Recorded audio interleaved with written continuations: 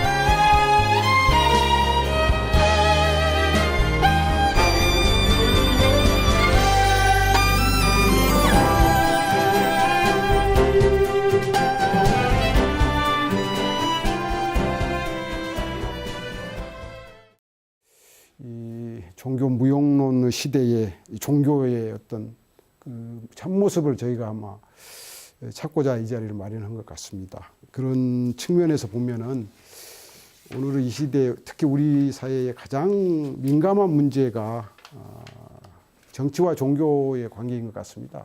특히 최근 정국은 더 그런 것 같은데 여기에 대해서 좀 같이 생각을 해보고 싶은데, 사실은 뭐 정치와 종교 문제는 세계적으로 아마 한국의 종교가 가장 그 뜨거운 어떤 그 이슈로서 역할을, 어떤 상호 관계를 맺어온 것 같습니다.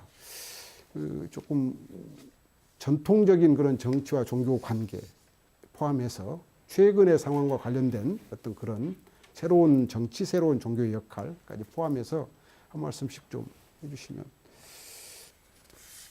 제가 스님께 먼저 여쭐까요? 최근에 이제 객관적으로 종교학자들이 다 그러더라고요. 그 불교계가 이건 좀 오해하시는 건 아닐까 하고 긍정적인 측면으로 말씀을 하시면, 최근 20, 30년 사이에 그 해야 될 목소리, 내야 될 목소리를 당당하게 불교계가 내고 있다.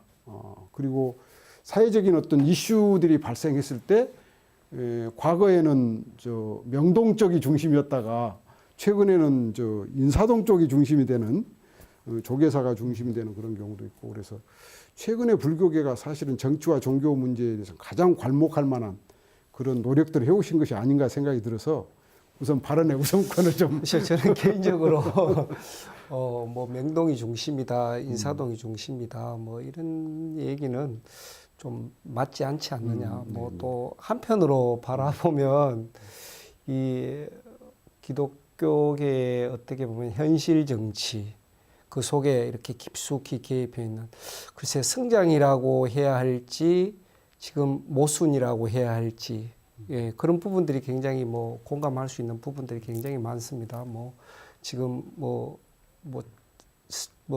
새누리당인가요? 뭐 당이 이제 이름을 하도 바꾸니까 예, 비대위원장, 국민대통합위원장 뭐 이런 분들이, 목사님들이 진출을 하고, 과연 이걸 우리가 어떻게 받아들여야 할지, 뭐 사실은 굉장히 예민한 문제이긴 하지만 과연 종교와 정치라고 하는 부분이 잘 결합되어서 이상적으로만 실현될 것인지, 과연 이 한국의 다종교화되어 있는 이 사회에서 이것이 과연 국민들에게 어떻게 비춰질 것인지 뭐 생각을 많이 해보게 되긴 하지만 그 뚜렷한 결론을 내리기는 힘들죠. 뭐 개인적으로 또 우리 불교계 입장에서 나쁘다, 좋다 이렇게 이야기하기는 많은 사람들이 바라보는 시선이 다양할 수 있으니까 뭐 대답은 내릴 수 없지만 많은 생각을 좀 해보게는 되죠. 그렇지만 이제 우리 불교계가 정치에 관여를 한다, 관심은 있지만 관여를 하거나 현실 정치에 종교계가 관여하고 이렇게 깊이 인연 지어지는 것은 우리 불교계 입장에서 좋지 않지 않느냐라고 하는 그런 견해는 분명히 있습니다. 그러니까 성직자가 직접 뭐 정치가로 참여한다거나 그런 거에 대해서는 굉장히 비판적인. 그렇죠. 뭐 제도적인 어떤 부분들도 좀 필요하지 않을까라고 하는 저희들의 생각도 있습니다. 그렇지만 이제 정치가 뭔가 이렇게 좀 길을 이탈했을 때는 그걸 직언한다든지 조언한다든지 그런 건 종교의 분명히 역할이라고. 수수한 어떤 기능이고 예부터 그런 어떤 기능들 이런 것은 충분히 수행되고 많이 이렇게 해왔던 부분들이 있죠. 우리 불교계도 마찬가지고. 그렇지만 이게 이 근대에 와서 정치 참여의 범위와 범주가 과연 어디까지인지에 대한 부분은 우리가 고민해 볼 필요가 있다 이렇게 생각하는 거죠. 알겠습니다. 좀 이어서 좀 양부장님께서. 예, 그 우리 종교, 우리 카톨릭은 어떤 그 사회 문제나 정치적인 행위에 대해서 명확하게 교회의 가르침으로 기준을 제시를 해야 됩니다. 그래야 우리 그 국민들이 조금이나마 그런 혼란에서 그 벗어날 수 있기 때문입니다. 그래서 정치와 종교가 결코 상호 뭐 불가침적인 어떤 그런 것이 아니고 정치 종교는 구별을 두어서는 되지는 않습니다. 왜냐하면은 두 공동체가 모두 우리 그 국민들이기 때문에 그렇습니다. 그렇지만은 적어도 그 종교의 어떤 그 성직자로 있는 그 분들은 그 정치를 하고 있는 그런 사람들에게 어떤 그런 그 교회의 가르침을 전달하고 안내해서 올바른 정의 실현을 할 수 있도록 하는 것이지 어떤 직접적인 어떤 참여, 예를 들어서 어떤 선출직이나 어떤 임명직에 참여를 해서 정치 행위를 하는 것은 그 우리 그 카톨릭에서는 지금 이제 지향하고 있는 그러니까 그런 정치의 대상도 국민이고 그렇죠. 종교의 대상도 국민이다는 그렇죠. 점에서는 예. 그걸 이렇게 뭐 무자르듯이 딱 할 수는 없고 네. 그러지만은 이제 그 성직자 신부님이라 이런 분들은 그 어떤 직접적인 이제, 어떤 정치 성경의 참여. 말씀이라든지 네. 이런 것들을 이제 정치가 가르치고 전해주는 네, 역할로 그렇습니다. 이렇게 그게 이제 일종의 카톨릭적인 정치 참여라고 볼 수도 있겠네요. 그렇죠. 네, 네. 예. 개신교의 좀 말씀. 경우에는 그 영국 의회에는 그 당연직으로 성직자들이 포함이 됩니다. 이게 국가 종교니까요. 예, 영국. 예, 영국은 그렇고요. 그다음 독일 같은 경우도 이제 그 정치에 참여하는 현직 그 목회자들이 제법 있습니다. 저는 이제 이 정교 분리라고 하는 말 자체가 좀 불순하다라고 생각이 되는데요. 정치와 종교를 분리한다라고 하는 이야기는 그 어쨌든 종교라고 하는 게 정치인들 입장에서 보면 꽤나 큰 세력이거든요.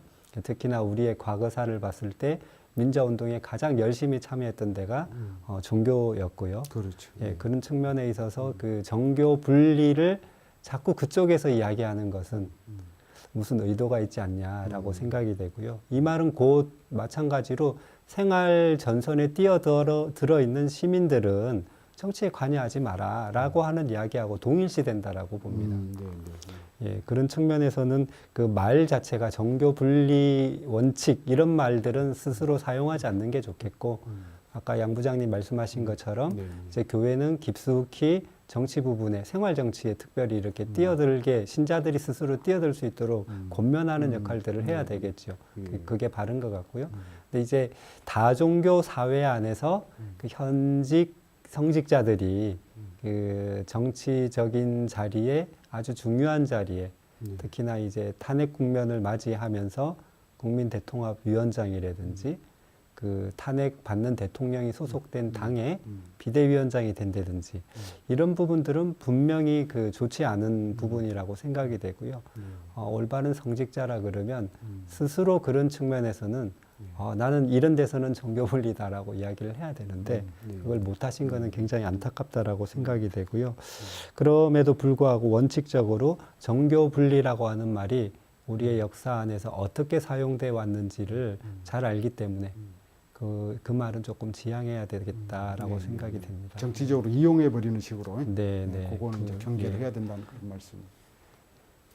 불교 말씀. 예, 우리 원불교에서는 그 교리 가르침에 정교 동심 이렇게 가르칩니다. 혹자는 뭐 매우 위험한 사상이다. 이제 뭐 어느 정치학자는 그런 사람들도 있는데 이제 그 본질을 이해하지 못하는 이야기죠. 네. 그 이야기는 우리 국민을 또 여러 대중들을 이롭게 하는데 행복하게 만들어 가는데 정치와 종교가 같은 마음으로 해야 된다. 이제 그 본질적으로 그 뜻 아닙니까? 그래서 역할도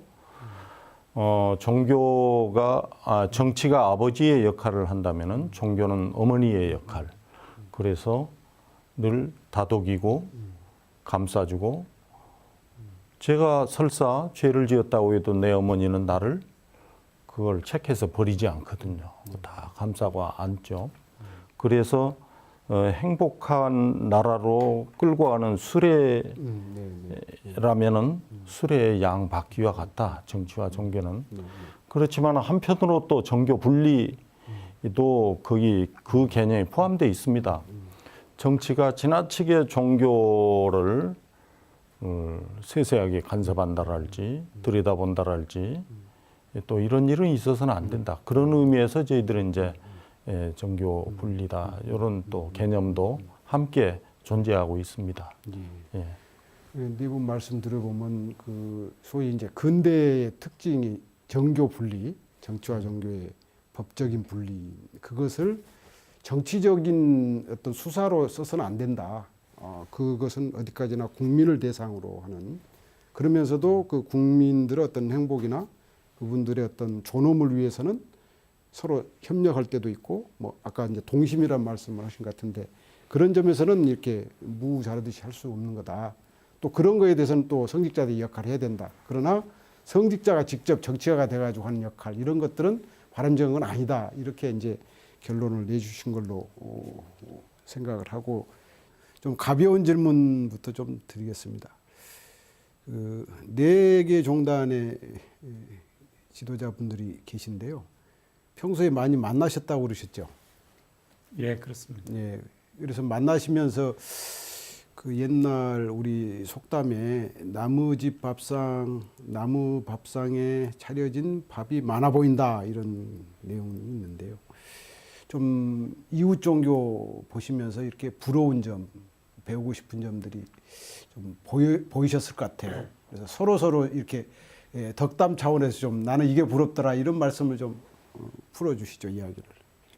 그 양덕창 부장님께서 천주교. 평소에 모시고 있는 김희중 대주교님, 네. 예, 주교의 의장이시고 광주 대교구 교구장님이십니다. 이제 그 우리 대주교님 모시고 많은 여행을 했죠. 해외 많이 했습니다. 그리고 이제 대주교님 축일 때 또 광주에 가서 식사도 하고 그러는데 정말 존경스러운데, 이제 체구가 아담해서 그러시기도 하겠지만 특시를 안 타세요. 뭐든지. 예, KTX도 항상 일반실. 비행기도. 비행기 타실 때도 저희들이 한번 그런 적이 있습니다. 뉴욕에 가서 한국으로 돌아오는 비행기에 좀 죄송해서 몰래 특실로 바꿔드렸어요. 그 1등석으로. 굉장히 역정 내셨습니다. 다시 바꾸라고. 그 직원 불러다가 다시 바꿨습니다. 이런 그 훌륭한 어른들이 계신 것이 참 부럽습니다. 그리고 기독교도 마찬가지로 우리 제가 또 한때 그 통일 운동하면서 모셨던 김상근 목사님이나 이런 참 훌륭한 분들이 계셔서 정말 부럽습니다. 양쪽 천주교, 기독교만 얘기하시면 지상 예. 스님이 서운해하시니까 불교계 큰 어른네 되시. 불교는 뭐 얼마 전에도 저희들이 예, 함께 다녀왔는데 그 낙산사에 함께 놀러 갔다 왔는데 정말 훌륭한 분들이 많이 계십니다. 저희는 뭐 원래 저희 집안이 종교가 불교였기 때문에 예, 마음속 깊이 제가 한때 스님이 되려다가 원불교 교무가 됐지요. 예. 그러니까 불교계의 큰 어른이 누구신지도 얘기를 해주셔야지 그냥 추상적으로만 얘기를 하시면. 불교의 어른 너무 많으시죠. 우리 아니 전에 물론 최근에 이제 업무로 만난 이제 직관 스님이나 법장 스님, 현재 자성 스님 이런 분도 계시지만 제가 그 송광사의 구산 스님이나 또 송광 이제 제 고향하고 가깝기 때문에 전설의 구산 스님이시죠. 또 이제 열반하신 이제 법정 스님이나 이런 분들 한번 법정 스님을 찾아뵀어요. 그때는 이제 학생 시절이라 이 견성에 대한 이 화두가 너무 컸기 때문에 이제 그 송광사 말사에 계시는 법정 스님을 찾아갔다가 너무너무 궁금한 거예요. 이 견성하셨을까? 이제 그래서 참다 못하고 이제 하직 인사하고 되돌아 나오는 길에 대문에서 여쭙죠. 스님! 그러니까 마루에서 벌떡 일어나시더라고요. 견성하셨습니까? 그랬더니 1초의 머뭇거림도 없이 그런 건 자네 나가서! 정말 그 굉장히 큰 깨달음을 얻고 그게 제 일생에 큰 또 지침이 됐습니다. 그리운 법정 스님 이야기가 나왔습니다. 양 부장님은 어느 종단이 제일 부럽습니까? 글쎄요, 뭐 각각 그 고유한 그런 카리스마가 있고 이제 일상의 어떤 그런 그 삶에서 이렇게 봤을 때 우리 스님들은 굉장히 그 자유롭고 그다음에 굉장히 그런 그 한적하게 자기 수양을 자기 마음껏 할 수 있는 어떤 분위기가 그 도량에서 펼쳐지는 것 같고요. 원불교 같은 경우에는 특히 지금 이 21세기 여성 시대를 맞이해서 이 원불교는 여성들의 그런 천국이 아닌가 그런 생각합니다. 아직 저희 카톨릭은 여성 사제가 없기 때문에 그 많은 수녀님들이 원불교에 아마 이렇게 매료돼 있고 그런 걸로 알고 있습니다. 그래서 원불교가 남녀의 어떤 성차별 두지 않고 그냥 온전히 그런 어떤 인간성만 가지고 그 어떤 그 성직을 수행하는 그런 것을 이렇게 봤을 때 아마 그 많은 부분에서 이렇게 모범을 보이고 있지 않나 이렇게 생각을 합니다. 역성차별 받을 때도 있습니다. 부장님 말씀 들으니까 왜 오늘 패널을 남자 교무로 모셨냐?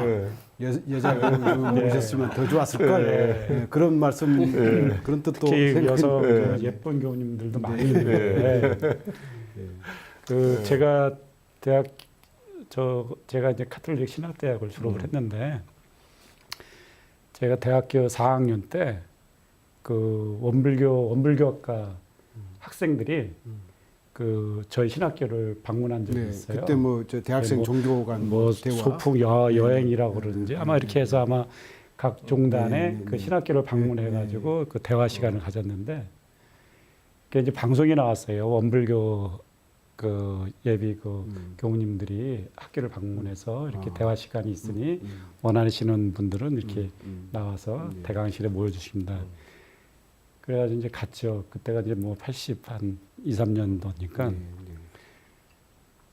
그때만 해도 교무님들이 여자 교무님들이 이제 많이 있었는데 대부분 많은 여자 교무님들인데 그때만 해도 그냥 교무님들이 다 시커멓고 어디 밭에서 김매다가 오신 그런 교무님들이 대부분이었어요. 네, 네. 실제로 밤에다 네. 왔습니다. 네. 네.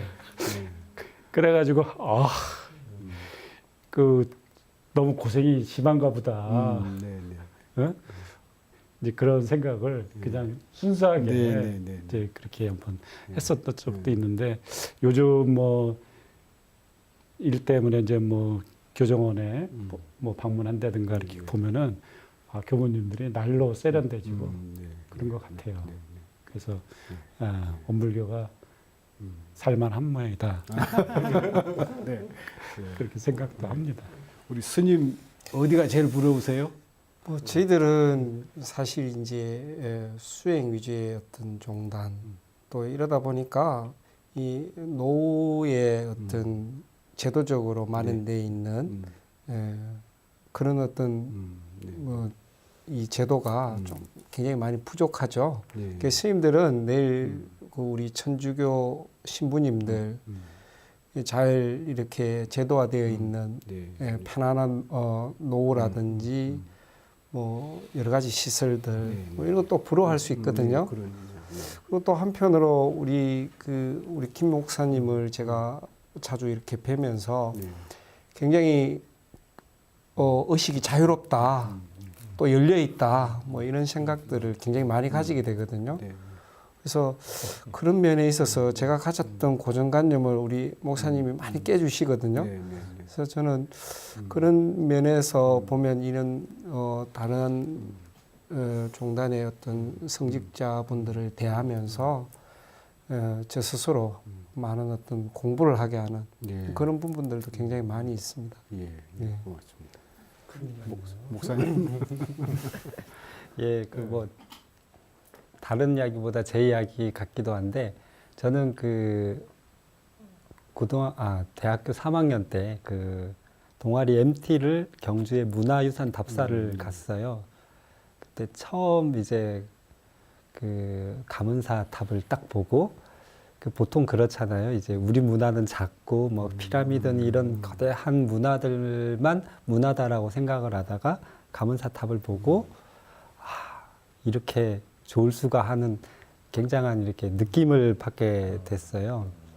뭐 거기에 당시 유행하던 나의 문화유산 답사기에 여러 이유들이 나오긴 하지만 실제로 제가 그렇게 느꼈기 때문에 저는 스님께서 가문사탑을 절 주시면 좋겠다 이렇게 생각을 하고요.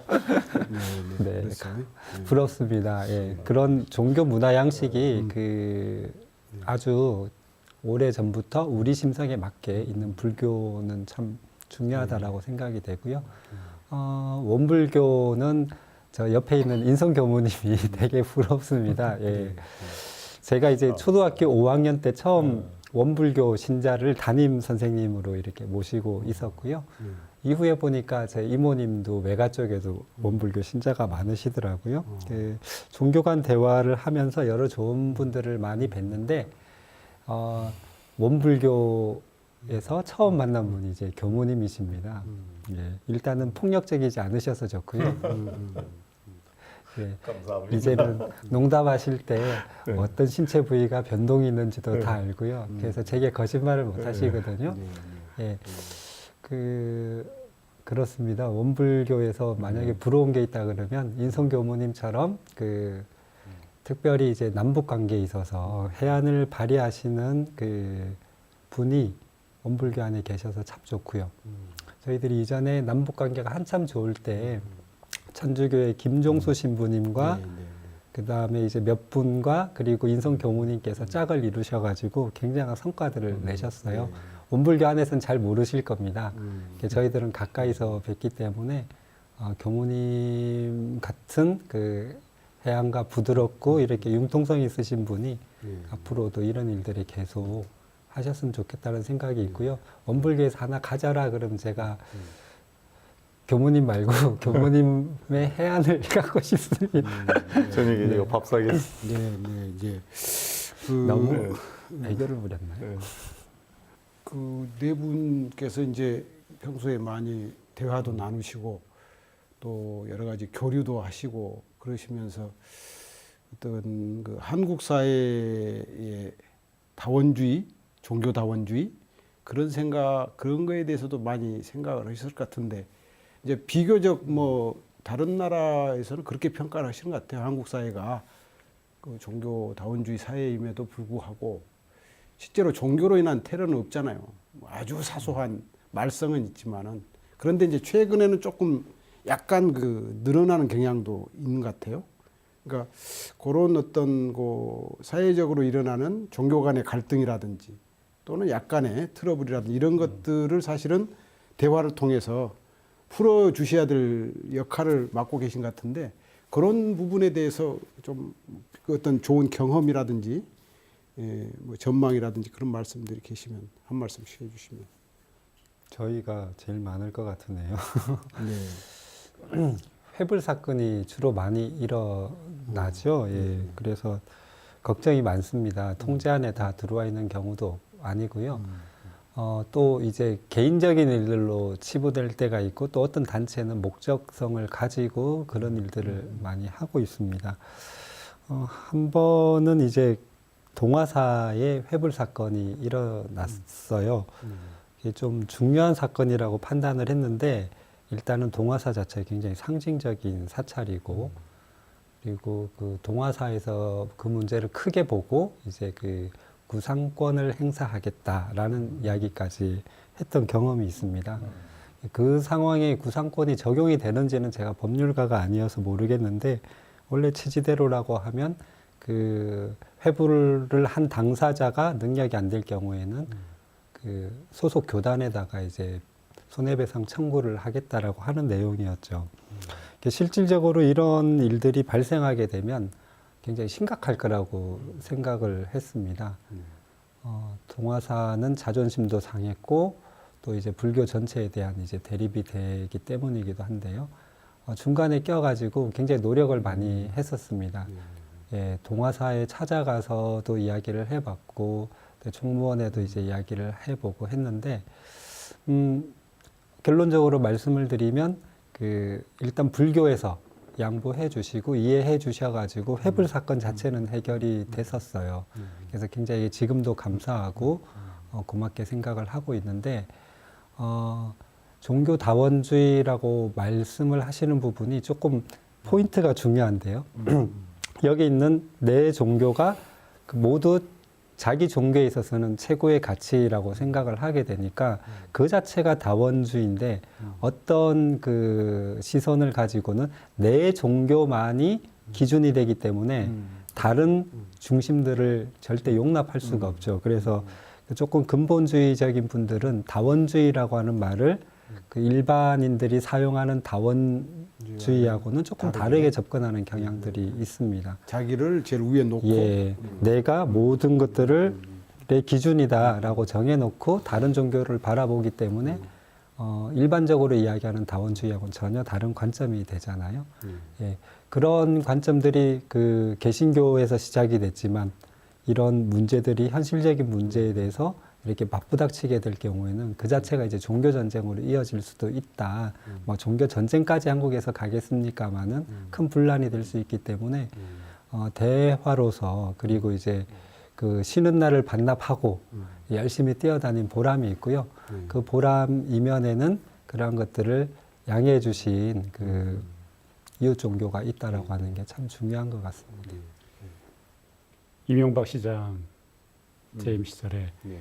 그 뭐야 바친다. 예, 그 이제 서울시를 하나님께 바친다라는 그런 그 발언이 이제 문제가 돼가지고 이제 한참 이제 종교 간 갈등이 이제 야기가 됐었는데 그때도 역시 저희들이 이제 그 종교 간 대화 연대 틀 안에서 그 해결을 하려고 노력을 했고 또 종단 그 지도자들 찾아와서 네. 시장님이 이제 저기 뭐야, 예, 부적절하다고 이제 표현도 하고 하면서 이제 또 사건이 해결된. 그거는 뭐 저희들이 이제 끊임없이 이제 종교간 대화를 하다 보면 이제 그런 그 갈등 문제도 이렇게 해결할 수 있는. 그러나 꼭 지금 시대에서 우리가 그렇지, 저희 그 카톨릭의 입장에서 봤을 때는 200년 전 뭐 얘네는 수없이 많은 그렇죠. 그 어려운 문제가. 이제 박해도 받고 네. 또 목숨도 잃고 그런 시대가 불과 뭐 200년 전에 네. 그 우리 한국 사회에서 있었던 그런 것들이기 때문에 우리가 그러한 것들을 이렇게 기억하고 회상하면서 어떻게 하면은 이 다종교 사회에서 함께 어울리면서 살 수 있는지에 대한 그런 그 고민과 그 활동들을 이렇게 해 나갈 수 있지 않을까 생각을 합니다.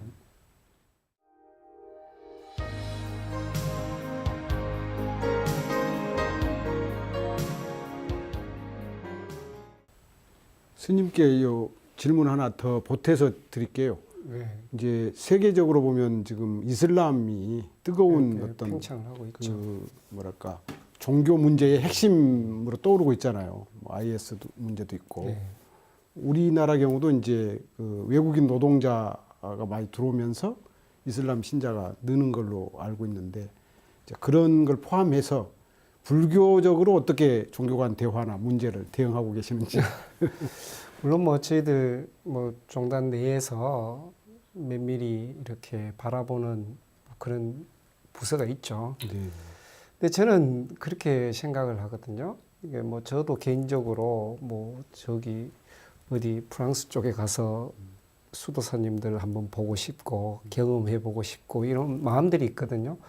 내 종교를 조금 뒤로 하고 뭔가 다양한 경험들과 공부를 통해서 어떻게 보면 이런 문제들을 네. 해결해 볼 수 있지 않을까. 그러니까 존중하고 좀 배우고 공부하고 깊이 있게 뭔가 좀 연구하고 들여다볼 때 이게 좀 발전적으로 가야 하거든요. 우리 어릴 때 고정관념을 가지게 되지 않습니까? 나쁘다, 좋지 않다, 뭐 우상이다. 이런 어떤 고정관념이 굉장히 있다 보면 이런 갈등을 야기하게 되거든요. 그래서 이제 뭐 성직자분들이 제대로 교육을 시키고 우리 성직자분들도 같이 교류하고 네. 교감하다 보면 잘 이해하고 가르치고 또 이러다 보면 이 고정관념이 좀 변화하고 이럴 수 있지 않을까. 이런 어떤 고정관념 어떻게 보면 오염이라고 표현할까요? 정신적 오염? 네, 이런 어떤 오염들을 만들어내는 것들이 어디에 서 있을까? 이런 것들을 좀 고민해 볼 필요가 있거든요. 예, 그래서 저는 이런 것들이 교감과 교류에서 분명히 희석되고 완화될 수 있을 거라고 봅니다. 처음 주제하고도 관련되는데요. 종교 믿지 않는 젊은 세대들과 종교를 가진 젊은 세대들 간의 어떤 대화나 교류, 서로의 어떤 상호 뭐 이런 접촉의 기회, 이런 문제들은 어떻게 생각하시는지? 종교를 가졌다 안 가졌다의 유무보다는 이 네. 시대의 청년들이 공유할 수 있는 대화를 네네. 우선 해야 된다라고 보거든요. 이제 그 장은 마련할 수 있을 것 같습니다. 이제 네네. 종교 청년과 아닌 청년들이 모이는데 실제로 모이면 대화 내용이 똑같습니다. 종교 이야기를 하질 않죠. 역시. 예, 대신에 이제 종교 청년들의 장점이라 그러면 자기가 가진 신앙으로 가치 판단을 잘한다라고 하는 장점이 있습니다. 그리고 이제 그 기본적으로 민주주의나 사회 교육을 받았던 학생들은 그 관점으로 해석을 하는 거고 우리 종교 청년들도 같은 관점으로 같은 교육을 받았기 때문에 전혀 무리가 없지만 조금 더 근원적으로 그 이면에 숨어 있는 악마성을 드러내는 데는 그리고 그 선한 길을 찾아가는 데는 종교 청년들의 장점이 있죠. 그래서 이제 주문을 좀 드리고 싶은데요. 세 분은 이제 현직 성직자이시고 양 부장님은 준 성직자이시잖아요. 어떻게 보면 평신인가. 예.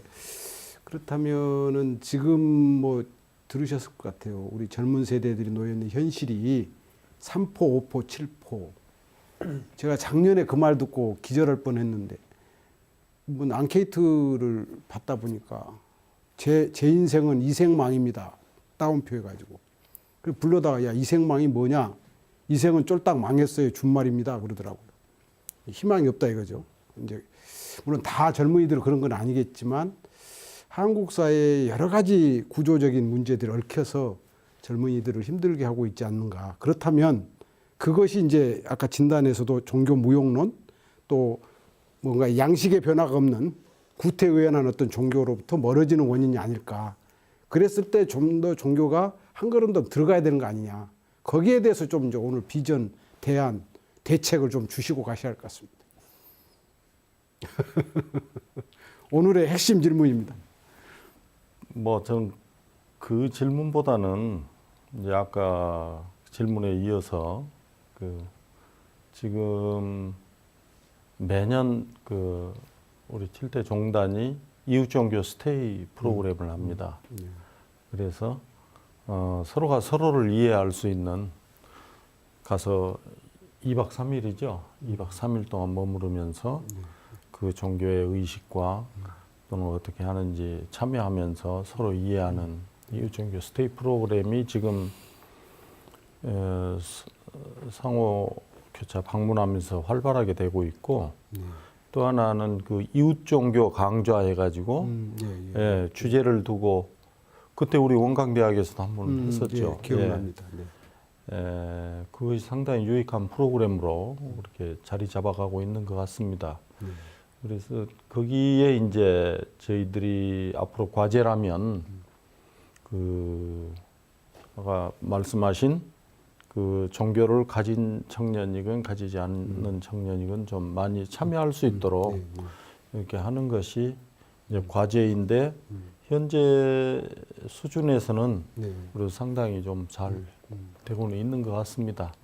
이제 자화자찬이시네요.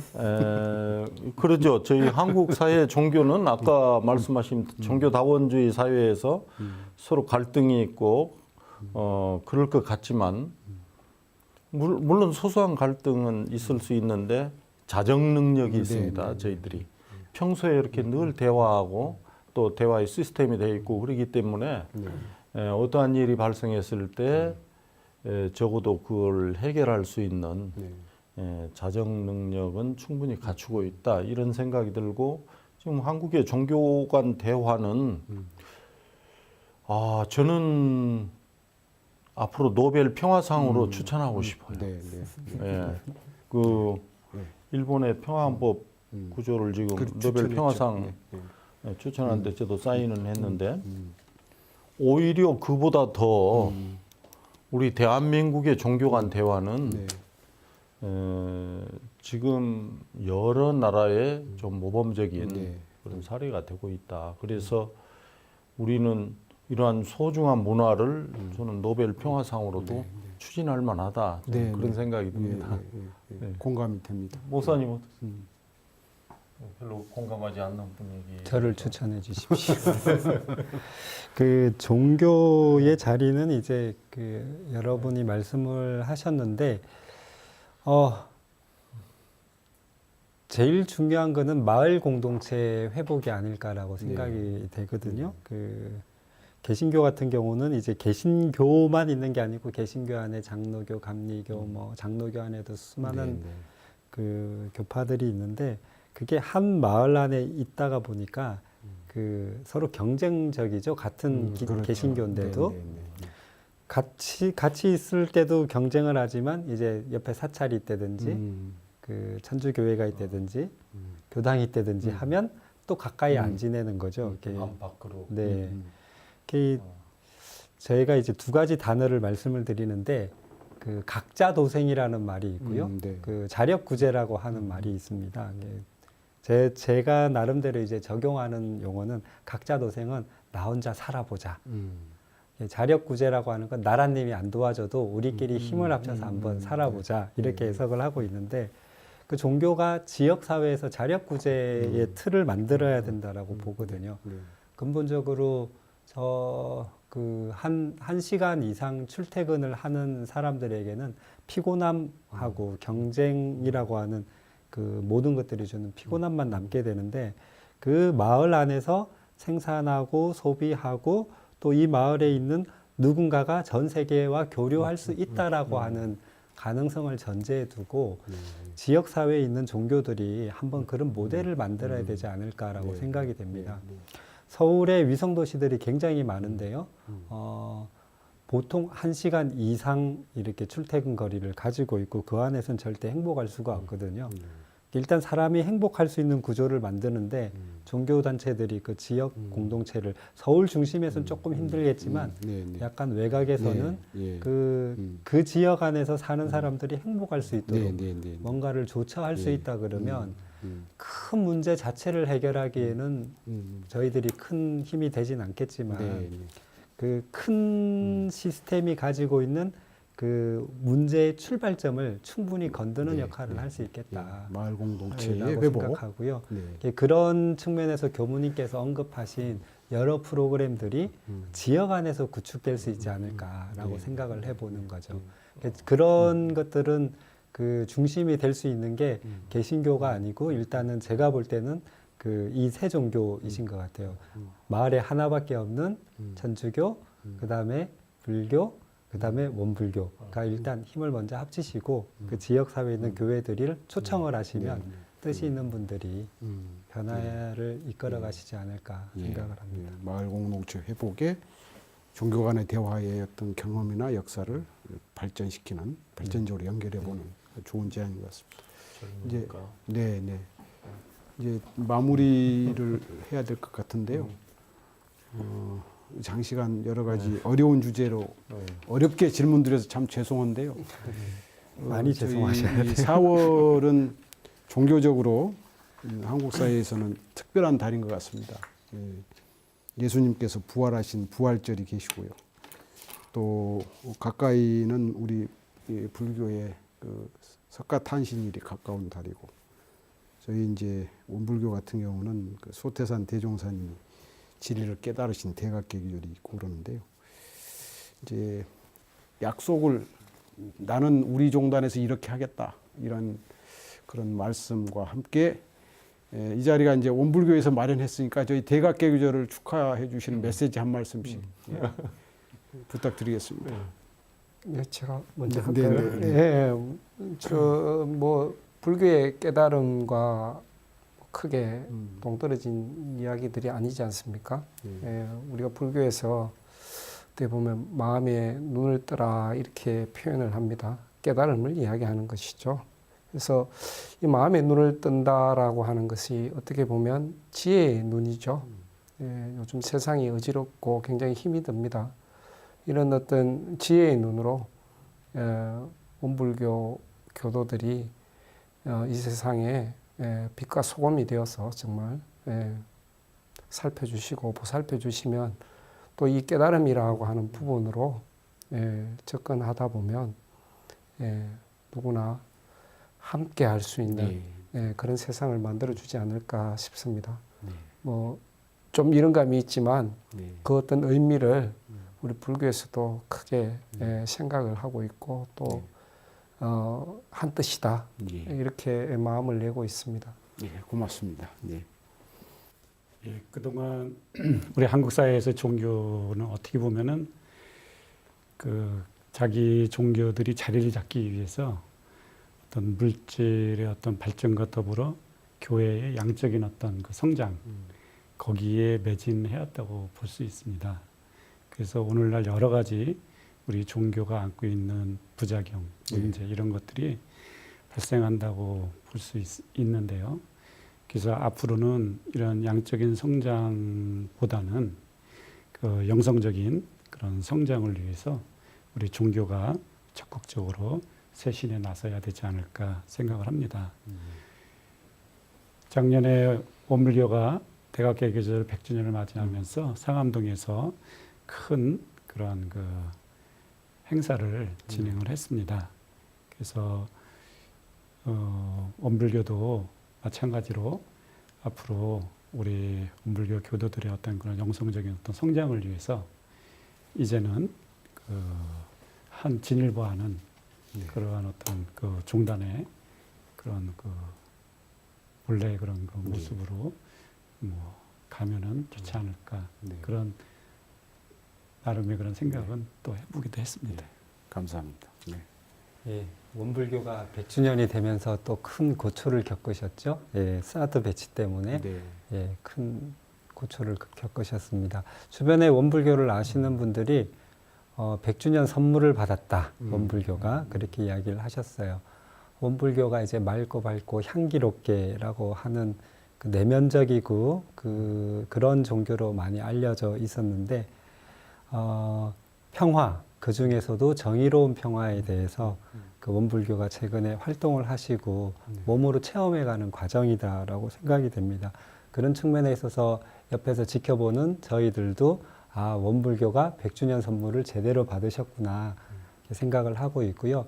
어떤 종교가 이제 그 지역 온 세상을 위해서 크게 봉사하기 위해서는 종교의 내면적인 부분도 굉장히 중요하지만 인간사가 가지고 있는 부분에 특별히 이제 약자들을 대변할 수 있는 그 평화 그리고 그 평화 중에서도 강자의 평화가 아니라 정의로운 평화에 대해서 이야기할 수 있어야 된다라고 보고요.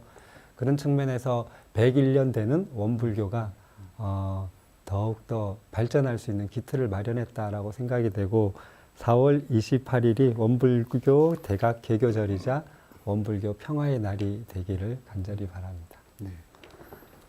정 교무님은 이제 저는 저 개인적으로나 교단적으로 늘 이웃 종교에 굉장히 감사한 마음을 가지고 있습니다. 우리 원불교가 1916년에 이제 일제강점기 때 발생해서 지금 작으나마 우리 사회에 조금이라도 역할을 할 수 있도록 하게 된 데는 저는 이웃 종교의 도움이 없으면은 결코 있을 수 없는 일이었다 그런 생각이 듭니다. 우리가 알게 모르게 우리 불교는 불교대로, 천주교는 천주교대로, 우리 기독교는 기독교대로 우리 작은 신생 종단을 그래도 감싸주고 보호해주고 북돋아주고 이끌어주고 이렇게 했기 때문에 저희들이 그것을 배우면서 지금 성장을 해서 그래 작지만 좀 울림이 있는 그런 종교가 되는 희망을 가지고 있는 것이죠. 예. 그래서 우리 이웃 종교에 참 감사하고 이제 개인적으로는 또 아까 통일운동 말씀하셨지만은 사실 그걸 이끌어 주신 분이 우리 김종수 신부님이나 우리 목사님들 그다음에 우리 또 지관 스님은요 살그머니 저를 부르셨어요. 지금 열반하셨는데 그래서 금일봉 주십니다. 근데 굉장히 큰 액수였어요. 김영란법 없었을 때 얘기죠. 그렇죠. 예. 그래서 이거 가지고 그 같이 식사들 하고 그러라고 이렇게 저렇게 이렇게 이웃 종교들이 함께 북돋아 주시고 길러 주시고 이끌어 주셔서 이제 우리 교단도 크게 지금 역할을 할 수 있도록 됐다. 이제 그런 감사의 인사를 드리고 싶습니다. 전적으로 사회자로서도 공감이 됩니다. 그 원불교 100년은 이제 안에서 역할하시는 분들도 계시지만은 역시 밖에서 함께 해주시고 응원해 주신 특히 3대 종단의 그 합력이랄까 성원이 컸다고 이렇게 생각이 되십니다. 오늘 사실은 좀 재밌게 진행을 하려고 했는데 주제 자체가 이 종교 무용론 시대 종교 이런 주제로 하다 보니까 좀 딱딱해진 감도 있습니다만 그런대로 그 다양한 문제들을 저희가 함께 고민을 나눴던 것 같습니다. 그래서 결론적으로는 사실은 이제 사회적인 어떤 급변한 변화라든지 이런 것들이 있지만은 그 현재 4대 종단을 비롯한 모든 종교가 그 종교가 추구하려고 하는 본연의 어떤 그 본질에 가까이 가려고 하는 노력을 지속적으로 한다면 여전히 사실은 탈종교 시대에도 종교는 그 고유의 역할이 있고 기능이 있고 또 고통에서 헤매는 어떤 그 민초들의 어떤 위로가 되는 역할을 할 수 있겠다는 확인하는 자리가 된 것 같습니다. 우리 기독교의 김태현 목사님 또 불교의 지상 스님, 그다음에 천주교의 양덕창 부장님, 원불교의 정인성 문화사회부장님, 바쁘신 시간에 함께 자리를 해주신 데 대해서 진심으로 감사를 드리면서 탈종교 시대의 종교, 또 종교 무용론 시대의 종교라는 주제에 특별 좌담을 이 정도로 해서 마무리하도록 하겠습니다. 고맙습니다. 네, 고맙습니다. 감사합니다.